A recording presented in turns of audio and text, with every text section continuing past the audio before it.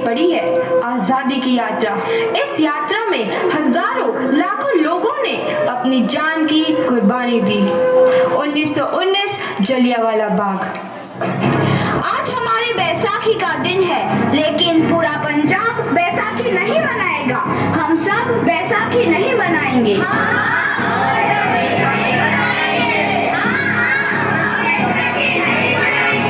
जब तक हम अंग्रेजों को भारत से बाहर नहीं निकाल देते, पूरा पंजाब बैसाखी नहीं मनाएगा। अच्छा, तो तुम सब हमारा विरोध करता है, भाग जाओ यहाँ से। इसका अंजाम बहुत ही बुरा होगा। हम नहीं जाएंगे, तुम लोग जाओगे। हमें नहीं, तुमको भारत से भागना होगा। Soldiers fire!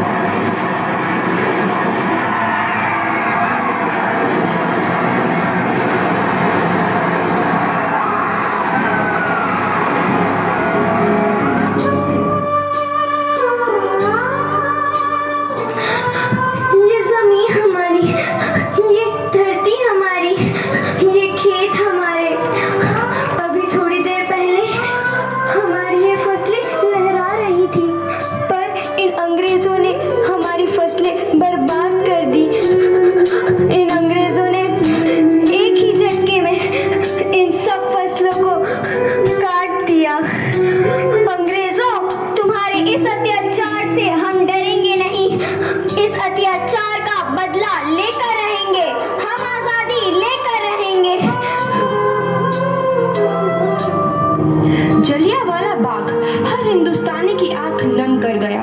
इस कांड में कितने मासूमों की आहुति चढ़ गई। इतनी हैवानियत से इंसानियत कत्ल कर दी गई। जलियांवाला बाग के हत्याकांड ने आजादी की आग में घी देने का काम किया। मासूम औरतों, बच्चों की दर्द भरी चीखें और सिसकियां इनकलाब का गूंज बनकर उभरी। लाला लाजपत राय, भगत सिंह, राजगुरु, सुखदेव सरीखे क्रांतिकारियों ने भारत की इस जमीन से विदेशी दरिंदों को निकाल फेंकने के मंसूबे मजबूत कर लिए। 8 अप्रैल 1929 लाला लाजपत राय के नेतृत्व में साइमन कमीशन के खिलाफ एक भारी जुलूस निकाला गया। Simon commission, Simon commission, Simon commission, Simon commission, Simon commission, Simon commission, Simon commission, Simon commission, Simon commission. बेवकूफ इंडियंस, तुमको हमारी बात समझ में नहीं आती। Stop this. साइमन कमीशन नहीं मानता। आई से स्टॉप दिस। लाला जी, आप आगे बढ़ो, हम आपके साथ हैं। लाला जी, संघर्ष करो, हम आपके साथ हैं। लाला जी, संघर्ष करो, हम आपके साथ हैं। लाठी चार्ज करो!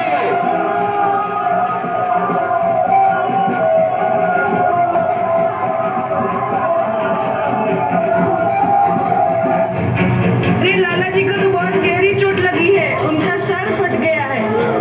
मेरे शरीर में लगी एक एक लाठी अंग्रेजी सरकार के कफन में कील का काम करेगी।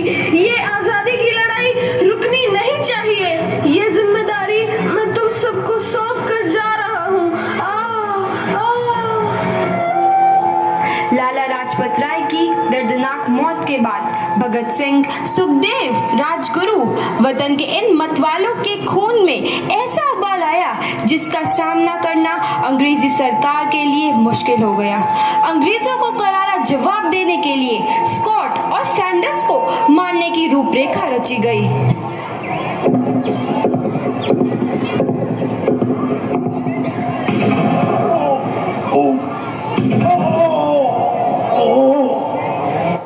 सैंडर्स मारा गया। चारों तरफ तहलका मचा था। दीवारों पर लिखा था, लाला जी की मौत का बदला ले लिया गया है। भगत सिंह समेत सभी वहां से फरार हो गए। 8 अप्रैल 1929 दिल्ली में ब्रिटिश सरकार की सेंट्रल लेजिस्लेटिव असेंबली की बैठक में 2 बम धमाके की आवाज सुनाई दी।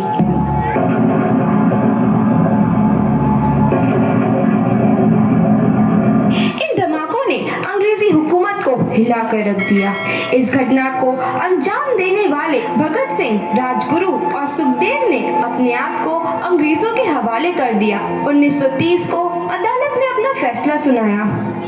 मुलजिम भगत सिंह, मुलजिम राजगुरु, मुलजिम सुखदेव को दफा 121 और दफा 302 के तहत ये अदालत तीनों को मुजरिम करार देती है और इस गुस्ताखी के लिए ये अदालत इन तीनों को सजाए मौत की सजा सुनाती है।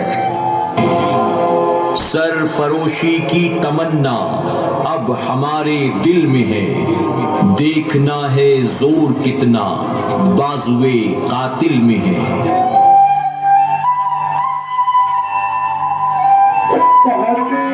किसान सिंह आगे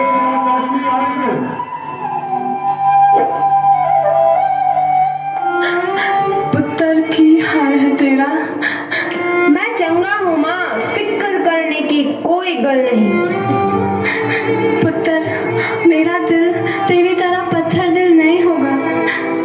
तेरी ये गला सुन के मेरा कलेजा फटे जा रहा है। माँ, मेरा दिल कोई पत्थर जैसा नहीं है, एक वतन परस्त का दिल है जो मेरे देश प्रेम के जज्बे को ताकत देता है। बेटा मेरा लाल। माँ, आज मेरी तपस्या पूरी होने जा रही है। जे तू रोई तो मैंने तकलीफ होइया। सोच, तेरा पुत्र आज शादी करने वास्ते जा रहा है। फर्क केवल इतना है, वो घोड़ी पर नहीं फांसी पर चढ़ने वास्ते जा रहा है। आज तू क्रांतिकारी की माँ है, कल तू एक शहीद की माँ होगी। माँ, पुत्र भगत, तू इतनी छोटी उम्र में हम सबको छोड़ के चला जाएगा।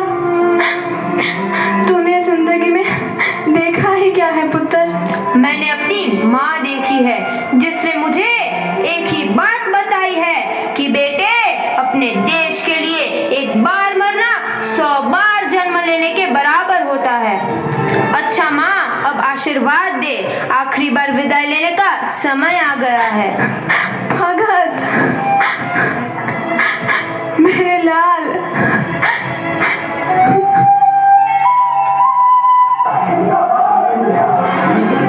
भगत सिंह, तुम्हारी कोई आखिरी ख्वाहिश? हमारे हाथ खोल दिए जाए।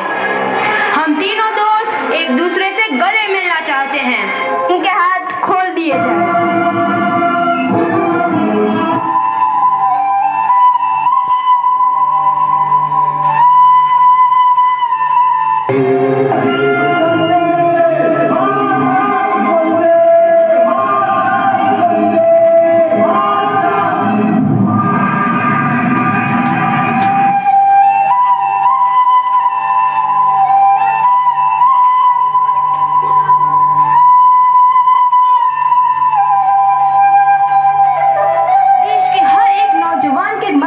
आजादी की नई उमंग हिलोरे लेने लगी। अंग्रेजों भारत छोड़ो का नारा जोर पकड़ रहा था। सबने एक आजाद भारत का सपना देखना आरंभ कर दिया था। हर कोई अपने अपने ढंग से इस महायज्ञ में अपनी आहुति दे रहा था। सुभाष चंद्र बोस, रानी लक्ष्मीबाई, तात्या टोपे और मंगल पांडे जैसे शहीदों की कुर्बानी रंग लाई।